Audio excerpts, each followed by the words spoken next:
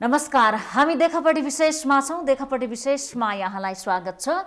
संसद विघटन भएसँगै राजनीतिक पार्टीहरू सक्रिय भएका छन्। त्यसमा पनि सत्तारूढ पार्टी नेकपाका दुई समूह आफ्नो समूहको बैठकमा सक्रिय भइराखेका छन्। प्रधानमन्त्री समेत रहेका नेकपाका अध्यक्ष केपी शर्मा ओलीले आफू निकटका केन्द्रीय सदस्यहरूसँग बैठक मात्रै गर्नु भएन, केन्द्रीय समिति नै विस्तार गरेको पत्र निर्वाचन आयोगमा पठाइसक्नु भएको छ। यता असन्तुष्ट पक्ष समेत रहेको र पार्टीका अर्का अध्यक्ष कार्यकारी अध्यक्ष पुष्पकमल दाहाल प्रचण्डले नेतृत्व गरेर स्थायी कमिटीको बैठकपछि केन्द्रीय कमिटीको बैठक बोलाउनु भयो र पार्टी अध्यक्ष समेत रहेका प्रधानमन्त्री केपी शर्मा ओलीलाई कारबाही गर्ने र अगाडि के कसरी गर्ने भन्ने गम्भीर विषयमा छलफल भइरहेको छ। दुवै समूहले आफूलाई ठिक देखाउन महत्त्वपूर्ण प्रयास गरिराखेका छन्। यो महत्त्वपूर्ण समयमा आफूलाई कसरी अर्को समूहभन्दा बलियो र सही देखाउन सकिन्छ भन्ने कुरामा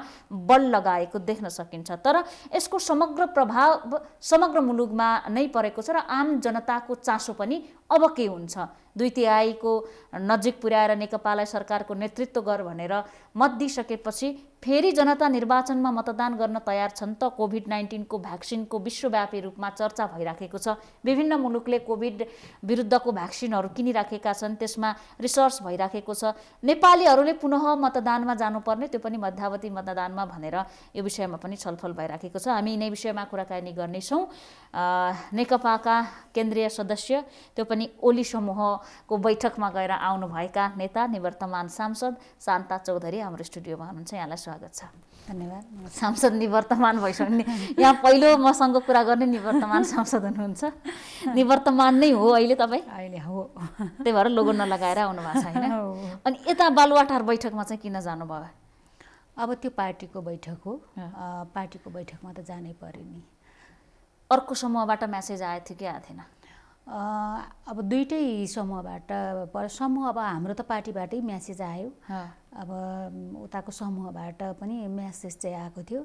तर म चाहिँ समूहमा भन्दा पनि पार्टीमा जानुपर्छ सोच्न समय लाग्यो कुन बैठकमा जाउँ भनेर। एकै दिन केन्द्रीय कमिटीको दुईटा बैठक भयो, एउटा कार्की ब्याङ्केटमा, एउटा बालुवाटारमा। मलाई सोच्ने त्यस्तो केही नै भएन। अब तपाईँले भने जस्तो अब धेरैलाई कन्फ्युजन त भयो, अब कता जाउँ भन्ने त भयो। तर मलाई चाहिँ त्यस्तो कन्फ्युजन भएन, किनभने मेरो पार्टीको बैठक थियो, केन्द्रीय कमिटीको बैठक भएको हुनाले अब म चाहिँ केन्द्रीय कमिटीको बैठकमा जानलाई, आफ्नो पार्टीको बैठकमा जानलाई म त्यता समूहमा गइराख्नुपर्छ भन्ने लागेन। त्यो कसको बैठक हो त? अब त्यो समूहको बैठक हो, किनभने अब हाम्रो त पार्टी अध्यक्ष अनि महासचिव सहितको बैठक भनेपछि त केन्द्रीय कमिटीको बैठक त आधिकारिक बैठक त यही हो नि त। त्यस कारणले मलाई चाहिँ त्यो समूहको बैठक हो भन्ने लाग्यो र म चाहिँ पार्टीकै बैठकमा जानुपर्छ भन्ने लाग्यो र म चाहिँ पार्टीकै बैठकमा। यहाँलाई राजनीतिमा माधव कुमार नेपालले ल्याउनु भयो? त्यस्तो कसले ल्यायो के ल्यायो भन्ने होइन, त्यसरी होइन। मलाई चाहिँ सबै नेताहरूले माया गर्नुभयो होइन, माधव कुमारले नि माया गर्नुभयो। सबै मेरा नेताहरू त मेरा लागि त सबै आदरणीय हुनुहुन्छ। उहाँको पनि राम्रो भूमिका छ मप्रति, मलाई गर्नुभएको सहयोगहरू सबै नेताहरूले मलाई गर्नुभयो होइन, मलाई सहयोग गर्नुभएको छ। माधव नेपाल कमरेडको पनि ममाथि लगानी छ, राम्रो होइन, सहयोग गर्नुभयो। सबैको बराबर जसले मलाई सहयोग गर्नुभएको छ, मलाई लाग्छ मलाई असहयोग गर्ने, मलाई सहयोग नगर्ने सायद मेरो कुनै पनि नेता हुनुहुन्न होला।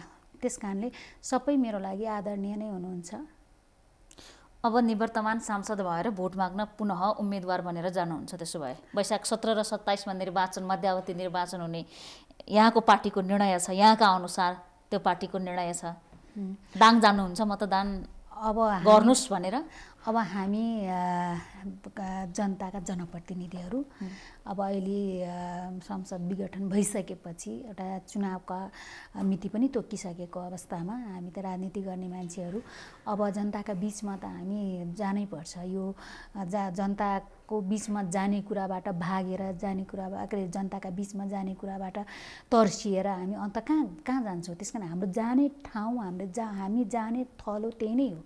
त्यस कारणले अब हाम्रो अर्को कुनै विकल्प पनि देख्दिनँ म। त्यस कारणले हामी यहाँ अहिले राजनीतिमा सुझबुझको कुरा गर्नुहुन्छ, यहाँले आफ्नो व्यक्तित्व विकास गर्नेदेखि सबै कुरामा धेरै राम्रो पनि गर्नुभएको छ, यो मेरो भनाइ होइन, आम जनताले महसुस गरेको कुरा पनि हो। तर अहिले झन्डै 3 वर्ष अघि मात्रै निर्वाचनमा जानुभएको थियो यहाँहरू, 5 वर्षका लागि यहाँलाई प्रतिनिधि सभाको बनाएको यहाँको पार्टीको तर्फबाट मनोनित हुनुहुन्छ।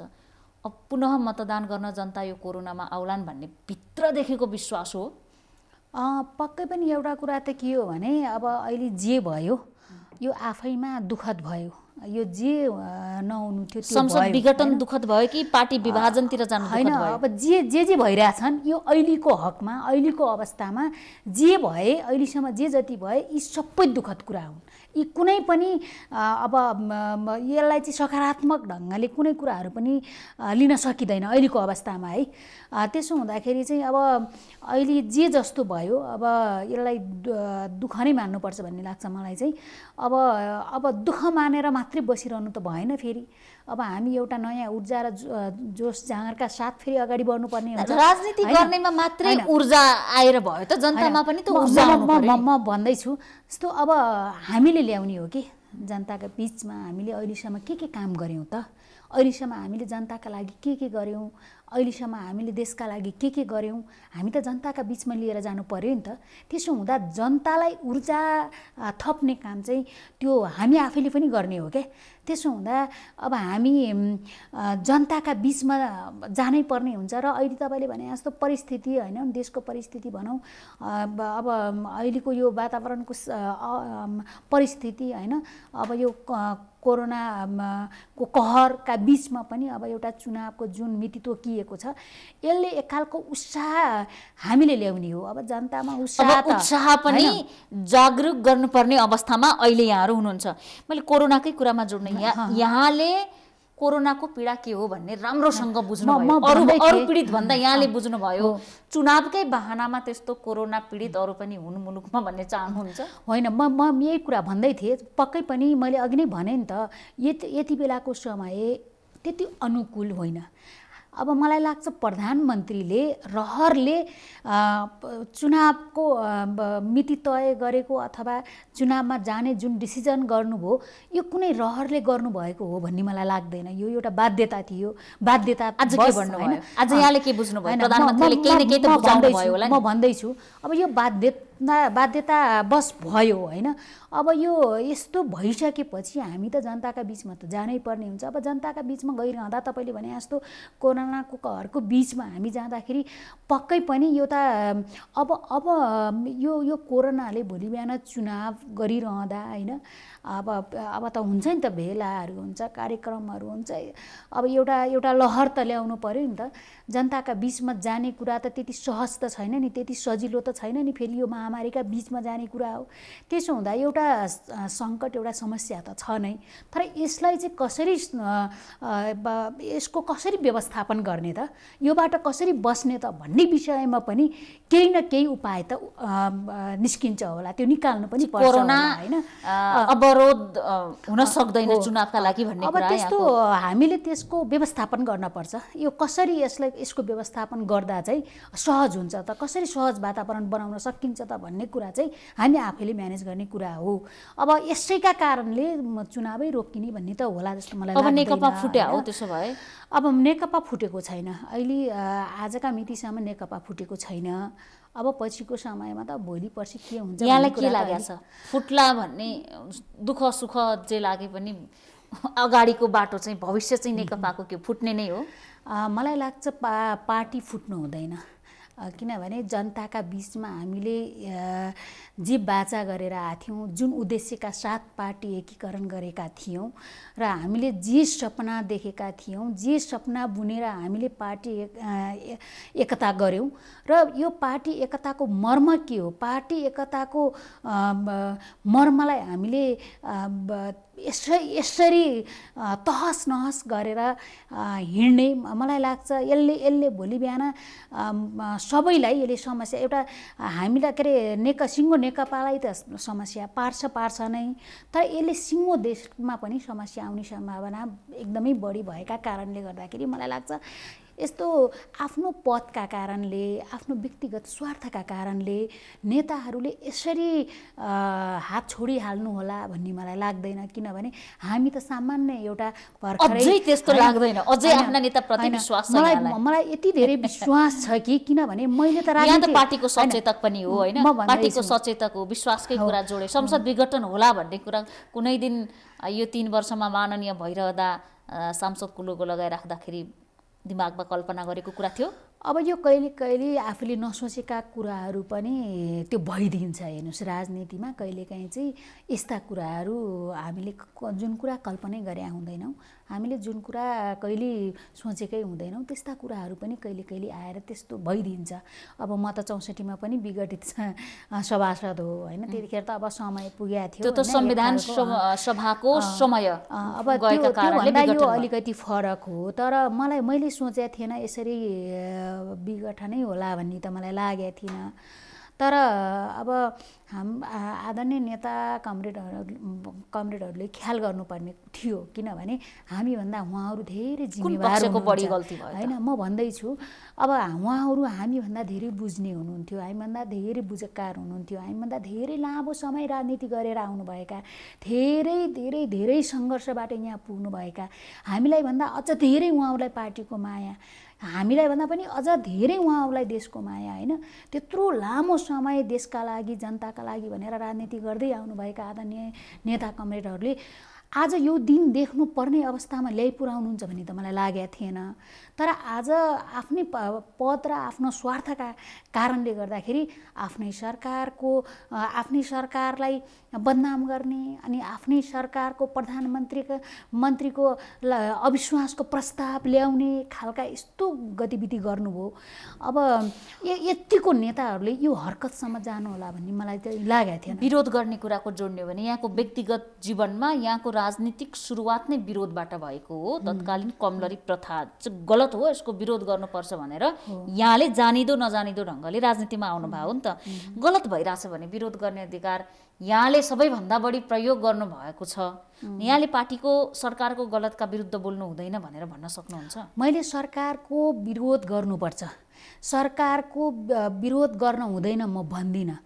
तर कहिलेकाहीँ चाहिँ के हुन्छ भने विरोध गरिरहँदाखेरि कुन शैलीले विरोध गर्ने, कुन तरिकाले विरोध गर्ने, त्यत्तिको नेताहरूलाई त थाहा हुनुपर्छ नि। हो, घरमा पनि झगडा पर्छ, कलह हुन्छ होइन। अब आफै पदमा हुनुहुन्छ क्या, आफै पार्टीको नेतृत्व गर्ने नेताहरू हुनुहुन्छ, आफै पटक पटक पार्टी चलाएका नेताहरू हुनुहुन्छ, पार्टीको नेतृत्व गरेका नेताहरू हुनुहुन्छ, आफै प्रधानमन्त्री कुनै बेला भएका आदरणीय नेताहरू हुनुहुन्छ। त्यस कारणले त्यत्तिका नेताहरूले चाहिँ आफ्नै घरमा आगो सल्काएर अनि त्यसपछि त्यसले भोलि निम्त्याउने के भन्ने कुरा ख्याल नगरेर अनि यस्तोसम्मको हरकत गर्नुहुन्छ भन्ने त अब त्यो मलाई लाग्दैन कि सरकारको विरोध गर्ने कुरामा पनि विरोध गर्नुपर्छ। सरकारको कुनै नराम्रा कामका बचावट गर्नुपर्छ मैले भन्न खोजे होइन। यति मात्रै हो कि आफ्नै सरकारलाई ध्वस्त बनाएर आफ्नै घरमा आगो लगाएर अनि त्यसपछि म सुरक्षित हुन्छु भन्ने लाग्यो होला त उहाँहरूलाई। त्यसकारण मैले विरोध गर्नु हुँदैन भन्न खोजेको होइन, विरोध गर्नुपर्छ। तर यो परिस्थितिमै पुग्नुका लागि बुदागत रूपमा भन्ने हो भने 1, 2, 3 यहाँले मुख्य कारण त्यो स्वार्थ, त्यहाँभित्र पनि कुन स्वार्थले मद्दत गर्यो त? विरोध त भयो, तर कुन विरोधले आज यो अवस्था आयो नेकपाभित्र या मुलुकमा? अब हेर्नु, पक्कै पनि के हो त भन्नुहुन्छ भने हामीले बुझ्न पर्ने मुख्य कुराहरू चाहिँ अहिलेसम्म हाम्रा नेताहरूले, भनौँ न आदरणीय हाम्रा नेताहरू होइन, कमरेड प्रचण्ड, कमरेड माधव नेपाल होइन, कमरेड झलनाथ खनाल, आजका मितिसम्म हामीले एकीकरण गरेको पार्टी एकीकरण गरेको यत्रो दिन भइसक्यो। हाम्रो पार्टीभित्र जनताका लागि भनेर कहिले बहस भएको देख्नुभयो त? मैले त कहिल्यै देखिनँ। सधैँ कुर्सीका लडाइँ, सधैँ पदका लडाइँ। कहिले पनि त्यो पार्टीभित्र जुन बेला थाई कमिटीको बैठक बस्थ्यो, जुन बेला सचिवालयको बैठक बस्थ्यो, कहिले पनि यहाँ देशका निम्ति बहस भएको, के अरे जनताका निम्ति बहस भएको, सरकारले गरेका राम्रा कामका बारेमा कहिले बाहिर लगिएन।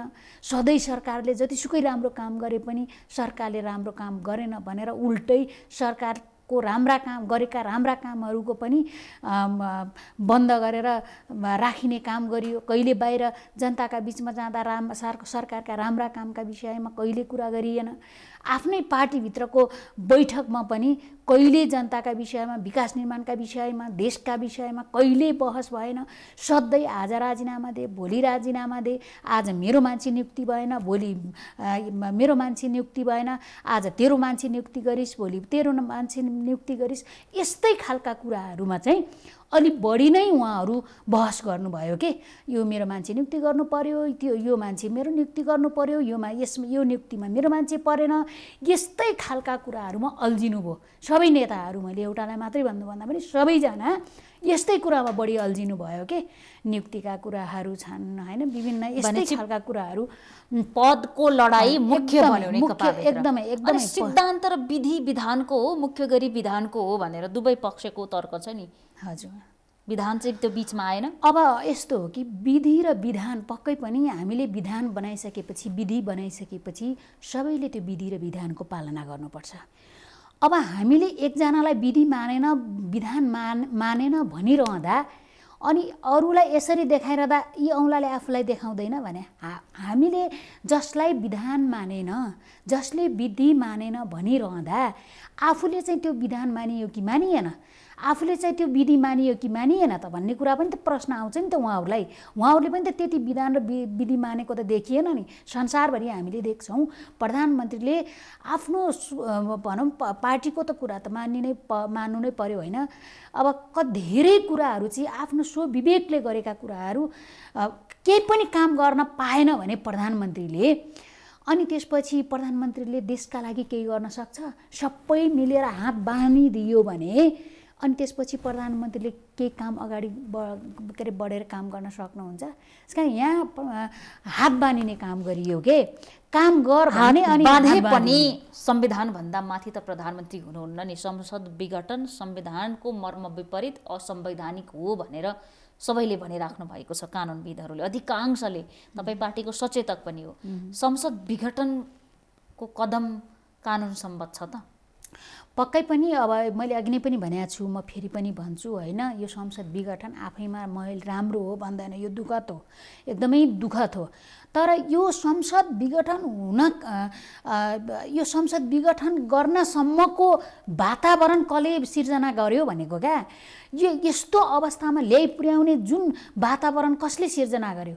यो त मैले अघि नै पनि भनेको थिएँ, आफ्नै सरकारको विरुद्धमा अविश्वासको प्रस्ताव के अरे पास गर्न लैजाने हाम्रै नेताहरूले, अनि के अरे राष्ट्रपतिलाई महाभियोगको प्रस्ताव सम्मका कुराहरू आए, अनि प्रधानमन्त्रीलाई अविश्वासको प्रस्तावहरू आए।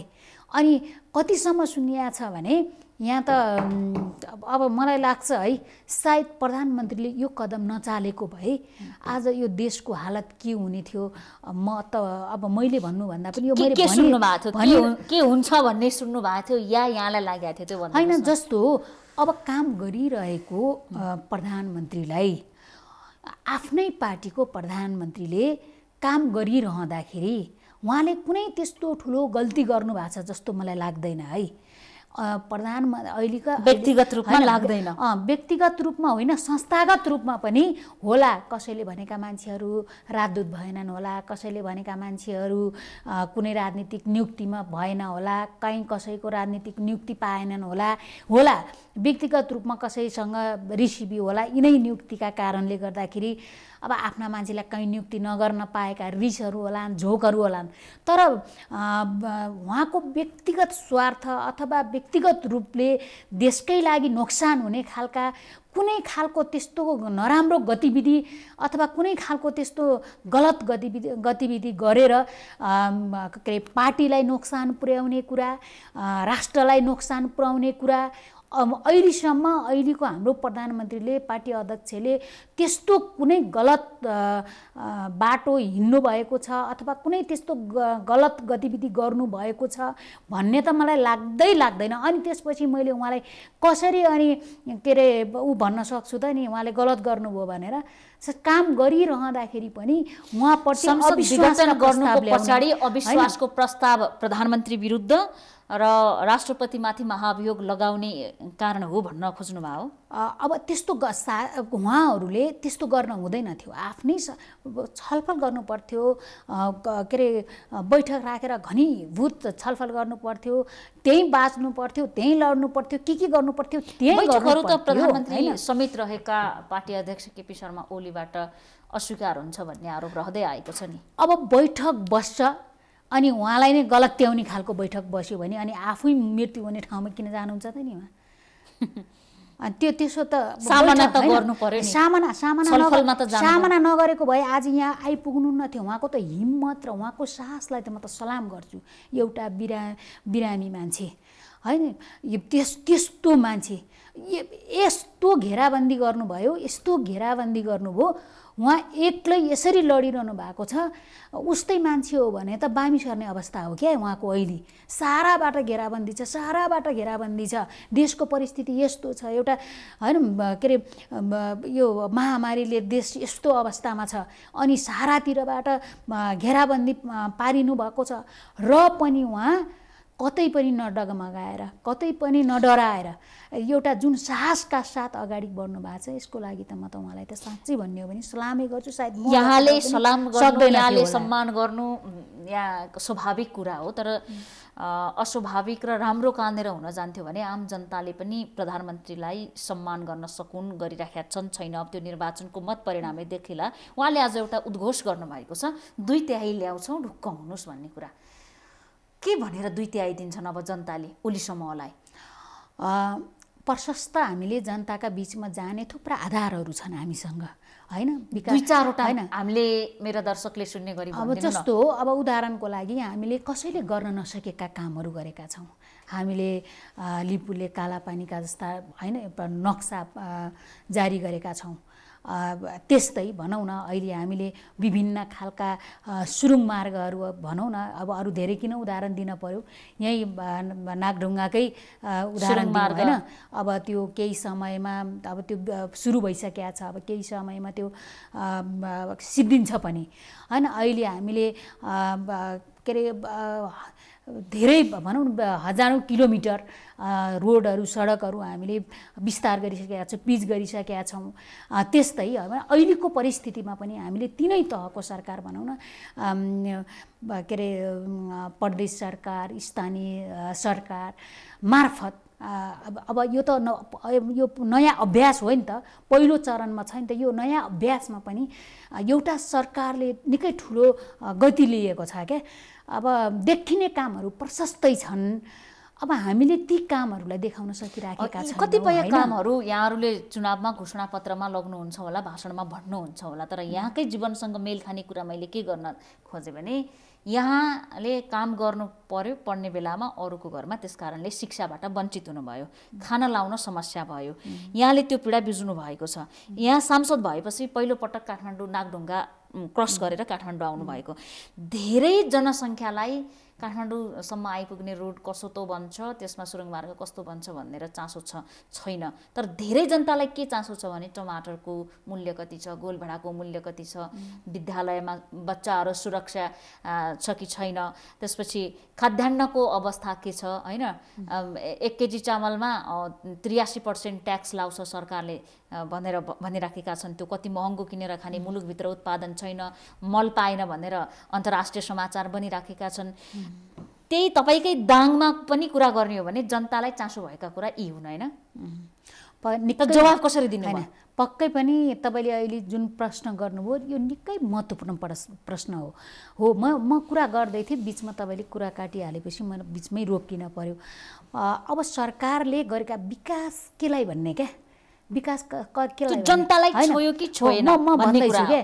जस्तो 4वटा घर छन्, स्वास्थ्य चौकी पुगेको छ, 4वटा घर छन्, खानेपानी पुगेको छ, 4वटा घर छन्, विद्युत पुगेको छ होइन। अब अहिले त तपाईँको घाँस बाँस कपासको व्यवस्थाको लागि सरकारले अब सुकुम्बासी समस्या समाधान आयोग पनि बनिसकेको छ। त्यो पनि विवादितै छ। अब त्यो यसले खासै विवादित छ जस्तो मलाई लाग्दैन। अब त्यसले एउटा काम एउटा गतिमा लान खोजिरहेछ। अब सरकारलाई काम गर्न दिएको छैन, त्यो एउटा कुरा भयो। नत्र भने सरकारले जनताको आवश्यकता बुझेर जनताका पीडा महसुस गरेर अब सरकारले सुकुम्बासी समस्या समाधान आयोग बनाइसकेपछि अहिले जिल्ला जिल्लामा काम एउटा एक खालको सुरुवात गरिसकेको थियो। जनतामा पनि एक खालको उत्साह आउन सुरु गरेको थियो। जस्तो म अस्ति भर्खरै दाङ गएँ, दाङ गइसकेपछि अनि उहाँहरू यस्तो खुसी भएर मलाई धन्यवाद दिनुभयो कि अब हाम्रो हातमा लाल पूर्जा पर्दैछ है, अब हाम्रो हातमा लाल पूर्जा आउँदैछ भनेर क्या त्यसरी खुसी हुँदै हुनुहुन्थ्यो। अब अर्को कुरा तपाईँले भने जस्तो जनताको अति आवश्यक आधारभूत कुराहरूका विषयमा चाहिँ पक्कै पनि अब के हो भने यी सबै कुराहरू अब विकास सँग जोडिन्छ के विभिन्न हैन। राजनीतिक परिवर्तन सँगसँगै हरेक चिजमा परिवर्तन मान्छेले पक्कै पनि त्यो चाहन्छ नै। अब यो क्रममा चाहिँ अब मान्छेलाई चाहिने अति भनौँ न आधारभूत कुराहरू चाहिँ आवश्यकताका कुराहरू चाहिँ तपाईँले भने जनताको भान्सा सस्तो हुनु पर्यो, खान सबै नेपालीले पाउनु पर्यो भन्ने कुरा त सरकारप्रति, त्यसमा पनि संविधानलाई मान्ने हो, संविधानको कार्यान्वयन सरकारले गराउने हो, गर्ने हो।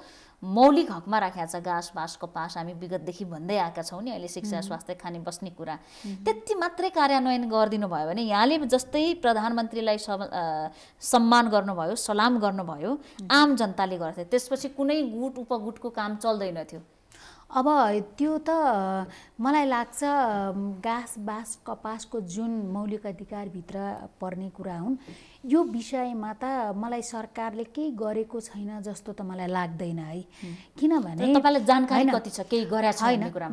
अब सरकारले गरेको छ। अब अहिले कतिपय अब किसानहरूलाई भनौँ न, धेरै जस्तो अब कृषि पेसा अपनाउने होइन कृषकहरूलाई किसानहरूलाई एउटा राहतको प्याकेज पनि दिएको छ। अब त्यो राहत कसका हातमा परे, कस्ता मान्छेका हातमा परे भन्ने कुरा फेरि आउला होइन। त्यस्ताको त छानबिन गर्न पर्यो। वास्तविक किसानले पायो कि पाएन, वास्तविक कृषकले पायो कि पाएन भन्नेमा चाहिँ अलि बढी नै केन्द्रित हुनुपर्छ। किनभने यहाँ त के अरे बाख्राको खोर देखाउने र अनि त्यसको कागजमा बाख्रा पाल्ने, कागजमा कुखुरा पाल्ने, त्यसको लाभ लिने चलन छ। त्यो चाहिँ अरू कसैले लाभ लिएको त्यस्तो छ भने चाहिँ हामीले त्यस्तालाई त कारबाही गर्नुपर्छ, दिनेलाई पनि लिनेलाई पनि कारबाही गर्नुपर्छ। होइन भने सरकारले ल्याएको जुन वास्तविक किसानहरूलाई ल्याएको जुन राहतहरू छन्, जुन प्याकेजहरू छन्, त्यो त आफैमा सराहनीय काम हो। अब भनौँ न जनताले सहजै ढङ्गले उपभोग गर्ने चिजहरूमा अब सस्तो हुने कुरामा भान्सामा चाहिने आवश्यकता पर्ने आवश्यक चिजहरूलाई चाहिँ कसरी सस्तोमा जनताले चाहिँ आपूर्ति गर्न सक्छन् त भन्ने विषयमा त मलाई लाग्छ अब अहिलेको हकमा त्यति धेरै महँगी बढेको छ जस्तो लाग्दैन मलाई। चुनावमा त्यो कुरा पनि भन्नुहुन्छ पक्का भन्छौँ त्यस्तो। त्यो अहिलेको अवस्थामा यो सरकारले त्यस्तो धेरै महँगी त गरेको छ जस्तो लाग्दैन। अब नियन्त्रण कति गराछ भन्ने कुरा जनताले अवश्य प्रश्न गर्छन्। मैले यी त प्रसङ्ग बस भए भान्सा चुलाको कुरा हैन, अहिले नेकपा नै फुटेको कुरा हैन, त्यो करको कुरा पनि गर्दै हुनुहुन्थ्यो। अब कर त हामी जतिको व्यक्तिहरूले कर त राज्यलाई बुझाउनै पर्छ, तर कर कस्तो चिजमा लाउने, केमा लगाउने? यस्तो छ, कर त राज्यलाई बुझाउने संसारभरिका जनताले हो, जति पनि राष्ट्र सबै कर नबुझाउने राष्ट्र सायदै छैन होला होइन। तर हाम्रो के भयो, 90% आयात गरेर कर बुझाउँदाखेरि हामीले बुझाएको कर विदेशमा धेरै गइराखेको छ। आफ्नो सरकार त पाल्नु पर्यो, आफ्ना कर्मचारी त पाल्नु पर्यो, अरू देशमा पनि पठाउनु पर्यो। त्यसकारणले आन्तरिक उत्पादन बढाइदिउन् भन्ने कुरा त सबैको चासोको विषय थियो। अब यो आन्तरिक उत्पादन बढाउनको लागि सरकारले विभिन्न खालका प्याकेजहरू ल्याएको छ होइन। तर हाम्रो कस्तो भयो भने अब यसलाई अन्यथा त नठानिदिनु होला। म एक दिन के भयो भने एउटा मेरै गाउँपालिकामा एउटा कुनै गाउँपालिकामा गएको थिएँ।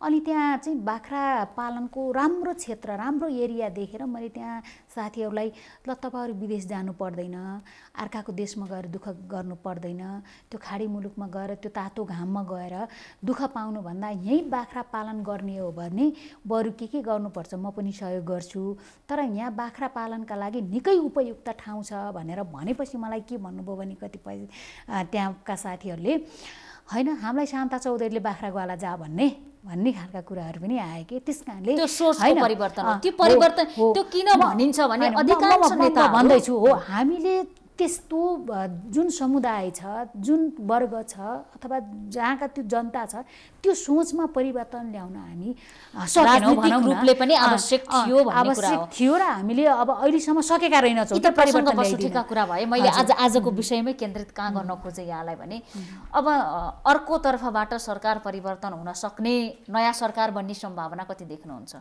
मलाई त लाग्दैन त्यस्तो नयाँ सरकार किनकि संसद विघटन वैधानिक होइन, स्वीकार गर्दैनौँ, हामी सांसदै हौँ भनिराख्नु भएको छ धेरै सांसदहरूले। म त त्यस्तो भन्दिनँ, किनभने अब अहिले 2/3 झन्डै भनौँ न, झन्डै 2/3 बहुमत भएको दलको नेताले सिफारिसमा विघटन भएको यो प्रतिनिधि सभा फेरि यो बिउतेला भन्ने त मलाई लाग्दैन। अब तर अदालतको फैसला बाँकी छ नि त। अदालतले पनि मलाई लाग्छ अब त्यस्तो त्यो ब्युतिनी खालको त्यस्तो त म देख्दिनँ, किनभने त्यो उहाँ प्रधानमन्त्रीले त्यस्तो सजिलै होइन कुनै कानुनै नपढी कुनै संविधानले अहिलेको अवस्थामा विघटन गर्ने मौका धारा उपधारा कुनै पनि क ख ग घमा लेखेको कुरा छैन भनेर कानुनविदहरूले व्याख्या गरिराख्नु भएको छ। यस्तो अवस्थामा पनि यहाँ विश्वस्त हुनुहुन्छ संसद बिउतिँदैन या पुनर्स्थापित हुँदैन भन्ने कुरामा? अब हामीले संसद बिउताउनुभन्दा हामी जनमतका लागि तयार हुनुपर्छ। हेर्नुहोस्, अब हामी जनताका बिचमा जानका लागि डराएर बस्नु त्यो आफैमा राम्रो कुरा हो। मानिलिउँ एकछिन चुनावमै जानुभयो, मत कसको पक्षमा आउला त? अब त्यो परिणाम अब आज मेरो पक्षमा आउला, भोलि उसको पक्षमा आउला भन्नुभन्दा पनि अब जनताका बिचमा जाने हो। हामी जनताका कति विश्वास जितेका छौँ त हामीले उहाँहरूलाई कति हामीले उहाँहरू के अरे जनताको मन जितेका छौँ त। अब जनताको बिचमा परीक्षा दिनुपर्ने नेताहरूको समय आयो भन्ने कुरा हो। पक्कै पनि हो। पास कति हुन्छन् भन्ने कुरा जनताले कति? मलाई त लाग्छ हामी पास हुन्छौँ। पास हुनुभयो, ब्याङ्क अकाउन्टहरू छ, हरेक महिना यो कोभिडमा कर्मचारीहरूले तलब पाए नपाए, निजी क्षेत्रका सांसदहरूले टक्क टक्क समयमा तलब पाइराख्नु भएको थियो, लोभ त लाग्यो होला नि निवर्तमान हुँदा। अब यस्तो हामी राजनीति गर्ने मान्छेहरूले चाहिँ जुन ठाउँमा हामी आयौँ हामी सदाका लागि आएका होइनौँ भन्ने कुरा बुझ्न जरुरी छ। 5 वर्ष हौँ भनेर योजना आयोजना त यहाँहरू पनि मानिस हो नि, जिता जाग्दा मानिसहरू हो, यहाँहरूका पनि घर परिवारसँग समस्या छन्, नढाँटेर भनिदिनुहोस् न जागिर गएको चिन्ता भएको छ कि छैन? कति सांसदलाई यो पैसाले फरकै पर्दैन, चेकै गर्नुहुन्न होला, अकाउन्टमा लिँदै जानुहुन्न होला, एकमुष्ट लिनुहुन्छ होला, कसैले दान गर्नुभएको छ, कसैले घोषणा गर्नुभएको छ सामाजिक कामका लागि, तर कतिपय निर्भर पनि थिए 5 वर्षकै लागि भए पनि पक्कै पनि। अब तपाईँले भने जस्तो यो यसलाई जागिर भन्नु नै यो त मूर्खता हो। हेर्नुहोस्, यो जागिरै होइन, यो समाजसेवा हो। समाजसेवा गरे बापत चाहिँ राज्यले केही भनौँ न अब केही अब त्यो सामान्य त्यस्तो कुनै ठुलो रकम पनि होइन, केही पनि होइन, सामान्य एउटा अब ठुलो रकम कुन अर्थमा हो म यहाँलाई भनौँ, म भन्दैछु जुन यो देशमा मजदुरहरूको न्यूनतम पारिश्रमिक 13,600 700 कति रुपैयाँ छ होइन, जसले दिनभरि काम गर्छन्। त्यो भनेको लेबरहरू हो जो चाहिँ निर्माण काममा जुट्छन्, गिटी बालुवा बोक्ने कुट्नेहरू होइन। त्यस अर्थमा त्यो मेहनत हेर्ने हो भने सांसदहरूले, हाम्रो देशको सांसदहरूले पाइराखेको तलब भयङ्कर ठुलो ज्यादा हो। अब मान्नुहुन्छ नि? त्यो हेरेर त हो, हेर्नुहोस् होइन, तर मेरो हकमा मैले कुरा गर्नुपर्दा जस्तो देख्दाखेरि चाहिँ भयङ्कर ठुलो हो भन्ने त लाग्छ, तर सांसदहरूले काम गरिरहँदाखेरि चाहिँ अब काठमाडौँमा बस्नुपर्ने सांसदहरूलाई काठमाडौँमा बस्नुपर्ने अनि काठमाडौँमा बस्दै गर्दा अब उदाहरणको लागि मेरो त कुनै मेरो बाउले घरमा बनाइदिएको छैन नि, काठमाडौँमा भाडामै बस्नु पर्यो। अब फेरि हामी जनताको काम गर्ने मान्छे हो कि, हामीले सरकारले दिएका ती सबै पैसा हामीले आफूलाई खर्च गर्दैनौँ कि। कोही बिरामी भएर आउनुहुन्छ, कोही कसैलाई कहीँ जानुपर्ने हुन्छ, कसैलाई केही समस्या पर्यो भने जनता चाहिँ सबैभन्दा पहिला जोडिने ठोकिने जनप्रतिनिधि किन ठोकिन्छन् भने मुलुक सिस्टममा चलेको छैन। यदि सिस्टम राम्रो हुन्थ्यो भने राज्यले जिम्मेवारी लिन्थ्यो नागरिकको, नागरिकले राज्यका नियम कानुन पालना गरेर राज्यलाई ट्याक्स तिर्थ्यो। कुनै सांसदले इन्डिभिजुअल गरेर उपचार गरिदिनु पर्ने, बोकेर अस्पताल पुर्याइदिनु पर्ने हुँदैन थियो। यदि राज्य जिम्मेवार हुन्थ्यो, राज्य सत्ता सञ्चालन सिस्टममा चल्थ्यो भने यही सिस्टमलाई बनाऊ, यही सिस्टमलाई यिनै सिस्टमहरूलाई राम्रो बनाऊ, यही सिस्टमलाई यिनै खालका यस्तै खराब सिस्टमलाई चाहिँ प्रभावकारी बनाऊ भनेर हामीले अब दिगो सरकार चाहियो हैन। अब यो यस्तो स्थिर सरकारले भएन, स्थिर सरकार चाहियो भन्यौँ हामीले। त्यसकारणले हामीले 5 वर्षसम्म चाहिँ अब केपी ओलीलाई नै प्रधानमन्त्री बनाउने भन्ने उबाटै गयौँ नि त, मानसिकताबाट जानु हैन। भोट माग्यौँ, त्यसरी पायौँ पनि, फेरि भोट पनि पायौँ। ओलीलाई 5 वर्ष भनेर माग्नु भयो र नेकपालाई माग्नु भयो। नेकपालाई माग्यो। घोषणापत्रमा कहीं ओली प्रधानमन्त्री नै हुनेछन् भन्ने शब्द छैन। त्यस्तो त थिएन, तर पनि जनस्तरसम्म भनौँ न एक खालको त्यो सोच त थियो के। फेरि जेसुकै भए पनि अब ओली प्रधानमन्त्री बन्नुहुन्छ, उहाँलाई चाहिँ 5 वर्षका लागि हामीले प्रधानमन्त्री दिनुपर्छ भन्ने जनमत थियो। हेर्नुहोस्, त्यो हामीले भने पनि नभने पनि त्यो जनमत थियो एक खालको। त्यसकारणले आज त्यही नै दिए। फेरि म त धन्यवाद दिन चाहन्छु। हामीले यही राम्रो सिस्टम बनाऊँ, यही प्रभावकारी सिस्टम बनाऊँ भनेर हामीले अब यो सरकारलाई बलियो बनाऊँ भनेर आइयो। तर अब आज राजीनामा दे, भोलि राजीनामा दे, यो हिजो जस्तै थियो, आज पनि त्यस्तै बनाउन थाल्यौँ के। अनि स्थिर भयो, अनि नेताको मन अस्थिर भयो। अनि हैन, त्यस्तो भइसकेपछि त अनि कसले बनाउँछ के भन्नुहोस् न। सिस्टमलाई राम्रो बनाउनलाई त अब यी बिग्रेका भत्केका सिस्टमलाई बनाउनलाई त अलिकति भए नि समय लाग्छ नि त। तपाईँको एउटा साग रोपे पनि 1 महिनापछि खाने हुन्छ के, एउटा आलुको बुटो रोप्यो भने पनि हो नि, अनि भनेपछि एउटा मुला रोप्यो भने पनि 40 दिनपछि खाने हुन्छ। भनेपछि त यो त विकास निर्माणसँग जोडिएका कुराहरू हुन्। यी आजसम्म ट्र्याक बाहिर गएका सिस्टमहरूलाई एउटा गतिलो ट्र्याकमा ल्याउनका लागि, सिस्टम राम्रो बचाउनका लागि त समय लागिहाल्छ नि त। त्यसो हुँदा अब राम्रो काम गर्दै गएकोमा निवर्तमान भएकोमा कुनै पनि पीडा छैन। अब मलाई किन छैन भन्नुहुन्छ भने अब यो मेरो सधैँका लागि यो कुनै पद थिएन हो। एउटा कुरा तपाईँले भने जस्तो 5 वर्षको लागि 79 सम्म मुखी सांसद भन्ने निर्धक्क हुनुहुन्थ्यो। अब हैन, 5 वर्षको लागि भनेर आइएको थियो। अब कहिलेकाहीँ चाहिँ परिस्थितिले त्यस्तै बनाइदिन्छ। यो अब यस्तै हुन्छ, संयोगवश कहिलेकाहीँ चाहिँ हामीले नसोचेका घटना परिघटनाहरू घटिदिन्छन्। त्यस कारणले यसलाई एकदमै अनौठो मान्नुपर्छ भन्ने मलाई लाग्दैन। फेरि यो अहिलेको मात्रै यो मेरो मुख्य प्रश्न पनि होइन, तर व्यवहारिक तह कहीँ कतै कुनै तबकामा माननीयज्यूहरूले महसुस गरेकै कुरा हो यो। तर कति भन्न सकिन्छ, भन्न सकिँदैन, अर्को कुरा हो मिडियामा आएर। मैले प्रश्न कहाँ जोड्न खोजेँ भने केपी ओलीलाई यहाँले ठिक देखिराख्नु भएको छ भने उहाँको पक्षमा उभिने नेताहरूको सङ्ख्या कम किन भयो त? बहुमत स्थायी कमिटीमा पनि उतै गयो, केन्द्रीय कमिटीमा पनि उतै गयो, त विस्तार गर्नु पर्यो। ठिक भएको व्यक्तिमा त अरू पनि नेताहरू उभिनुपर्ने होइन र? मलाई त लाग्दैन सबै उतै गए भनेर। यता अब यता र उता भन्ने हुँदैन के। त्यो समूह हो एउटा, यो पार्टी हो। अब पार्टीभन्दा बाहिर जानेहरूलाई त के भन्न सकिन्छ र? तर अब उताका मान्छे पनि, अब पूर्व माओवादीका साथीहरू पनि यता आउनु भएको छ होइन। यो ओलीका पक्षमा मान्छे देखिएनन् अथवा नेताहरू देखिएनन्, कार्यकर्ताहरू, केन्द्रीय सदस्यहरू देखिएनन् भन्ने कुरा त गलत हो। अब आज तपाईँ त्यता आएको भए देख्नुहुन्थ्यो होला। राम्रो उपस्थिति थियो, राम्रो सहभागिता थियो। त्यस्तो त्यो कमजोर खालको अहिलेको जमानामा बालुवाटारै पुग्नु पर्दैन हामीले त्यस्तो बैठक बस्ने बित्तिकै देखिहाल्छौँ। त्यो कमजोर खालको उपस्थिति होइन। त्यसलाई चाहिँ मैले कमजोर खालको उपस्थिति त म भन्दिनँ। अब पार्टीको बैठकमा, पार्टीको केन्द्रीय कमिटीको बैठकमा त्यो उपस्थिति हाम्रो लागि त एकदमै खुसीको उपस्थिति हो। अब हुन्छ के बुझ्नु भएको छ तपाईँले कमसेकम बुझ्नु भएको छ मुलुक कहाँ जान्छ, कहाँ गएर ठिक हुन्छ या बेठिक हुन्छ भन्ने कुरा? पक्कै पनि अब यो अहिले एउटा सङ्क्रमण कालको अवस्था जस्तै बन्यो होइन। यो जुन जे जस्तो भयो यो चाहिँ मैले पटक पटक भनिरहेको छु, यो दुःखद भयो होइन। अब यसलाई ट्र्याकमा ल्याउनको लागि त अब प्रधानमन्त्री नै पहिलो जिम्मेवार हुनुहुन्छ। अब यसलाई कसरी ट्र्याकमा ल्याउने भन्ने कुरामा चाहिँ मलाई लाग्छ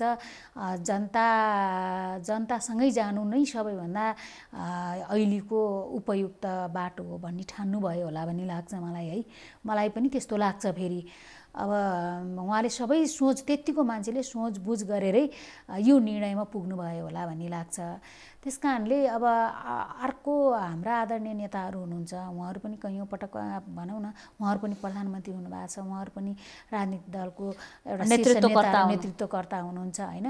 उहाँहरू जतिको मान्छेहरूले, उहाँहरू जतिको व्यक्तित्वहरूले मुलुकलाई अब एउटा अन्धकारमा ढकेल्नु होला भन्ने मलाई लाग्दैन। उहाँहरू पनि अब अझै केही बिग्रेको छैन, अझै केही भत्किसकेको छैन होइन। अझै पनि समय छ, अझै पनि सोच्ने पुरै समय छ। त्यसो हुँदा अझै पनि उहाँहरूले अब उहाँहरूको मेहनत, उहाँहरूको लगानी, उहाँहरूको धेरै यति गर्नुभएको छ कि मलाई लाग्छ उहाँहरूको जतिसुकै प्रशंसा गरे पनि कमै हुन्छ। सबै चाहे त्यो प्रचण्ड हुनुहुन्छ, कमरेड प्रचण्ड, चाहे त्यो कमरेड माधव नेपाल, कमरेड झलनाथ होइन, जोसुकै भनौँ न कुनै पनि नेताहरू सानो मेहनतले, सानो सङ्घर्षले यहाँ आइपुग्नु भएन। उहाँहरूकै सङ्घर्षका कारणले आज हामी यहाँ आइपुगेका छौँ। त्यस कारणले त्यत्तिको सङ्घर्षशील मान्छेहरूले, त्यत्तिको बुझ्ने मान्छेहरूले, त्यत्तिको मेहनती मान्छेहरूले त्यस्तो गलत डिसिजन लिएर देशलाई अन्धकारमा ढकेल्नु होला भन्ने लाग्दैन मलाई। त्यो गलत भनेको पार्टी फुट्नेको पार्टी कदम या अर्को सरकार बनाउने या अर्को अध्यक्ष बन्ने भन्ने कुरा पनि छ आज। मलाई लाग्छ त्यस्तो गलत बाटोमा उहाँहरू नजान सक्नुहुन्छ है। हाम्रो त्यो शङ्का चाहिँ शङ्कामै सीमित हुन पनि सक्छ। त्यस्तो नगर्न हुन पनि म त उहाँहरूलाई साँच्चै भन्ने हो भने एकदमै हार्दिक अनुरोध नै गर्न चाहन्छु। अन्त्यमा छौँ। अन्त्यमा मुलुक अब कसरी अगाडि बढ्नुपर्छ भन्ने लाग्छ त? अब नेकपा त्यसमा पनि नेकपा अब नेकपामा जुन आन्तरिक विवाद देखियो यसको समस्या समाधान गर्नु नै सबैभन्दा पहिलो कुरा हो भन्ने लाग्छ। अब यसलाई कसरी समस्या समाधान गरेर फेरि पार्टीलाई जस्ताको तस्तै बनाएर कसरी लाने भन्ने कुरा नै मुख्य कुरा हो भन्ने लाग्छ। अब हामी जनताका लागि, देशका लागि पनि हामी मिल्न जरुरी छ। अब मिल्ने कति सम्भव हुन्छ, कति असम्भव हुन्छ त्यो त अब छिटै समयले बताइहाल्ने छ। अब मैले धेरै समय लाग्ने देखिँदैन। अर्को कुरा चाहिँ अब मुलुकलाई अब नेकपासँग धेरैको भविष्य जोडिएको छ, सिङ्गो देशको भविष्य जोडिएको छ, सिङ्गो यो देशका जनताका भविष्य जोडिएको छ। त्यस कारणले अब नेकपासँग सबैको भविष्य जोडिएका कारणले गर्दाखेरि चाहिँ ती सबैका भविष्यलाई चाहिँ चकनाचुर पार्न हाम्रा नेताहरू त्यति धेरै उग्र भएर लाग्नुहुने छैन भन्ने लाग्छ। अब नेकपालाई यो त 4 गते बिहानसम्म पनि त्यही लागिराखेको थियो। दिउँसो के भयो, बेलुका के भयो, या उठ्ने बेला कुन निर्णय भइसक्छ भनेर सोच्न, भन्न, कल्पना गर्न सक्ने परिस्थिति छैन। होइन, यस्तो हो। अब हामी शङ्का पनि नगरौँ। हेर्नुहोस्, अब विश्वास पनि गर्नुपर्छ। मैले भने नि यी सबै नेताहरूलाई हेर्ने हो भने विश्वास गर्न सकिने थुप्रा आधारहरू छन् होइन। त्यस्ता सङ्घर्षशील नेताहरू यति छिटै हात छोडेर आफ्ना पदका लागि, आफ्नो व्यक्तिगत स्वार्थका लागि पार्टीलाई नै सिद्ध्याउने, देशलाई अस्थिर बनाउने, एउटा देशलाई अन्धकारको बाटोमा ढाकेल्ने खालको हरकतसम्म त पुग्नुहुन्न होला जस्तो लाग्छ, किनभने उहाँहरू जिम्मेवार नेताहरू हुनुहुन्छ। त्यस कारणले हामीलाई त यति धेरै चिन्ता छ पार्टीको, हामीलाई त यति धेरै चिन्ता छ देशको, हामीलाई त यति धेरै चिन्ता छ जनताको भनेपछि उहाँहरूलाई छैन होला त?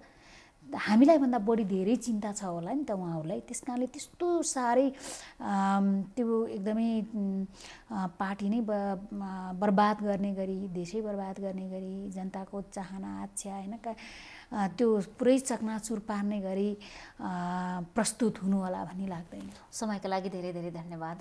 हस्, धन्यवाद। यहाँले साह्रै गाह्रो गरी कोरोना जित्नुभयो, त्यसपछिको यो पहिलो कुरा पनि हो होइन, यहाँलाई बधाई पनि छ।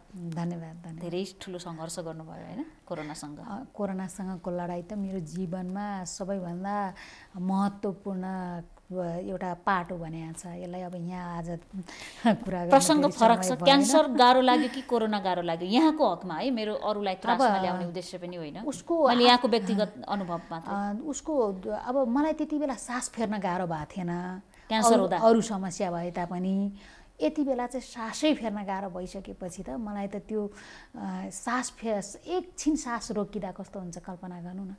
अनि त्यो झन्डै महिनौ जति सास फेर्न गाह्रो भएपछि कस्तो भयो होला कल्पना गर्नु न।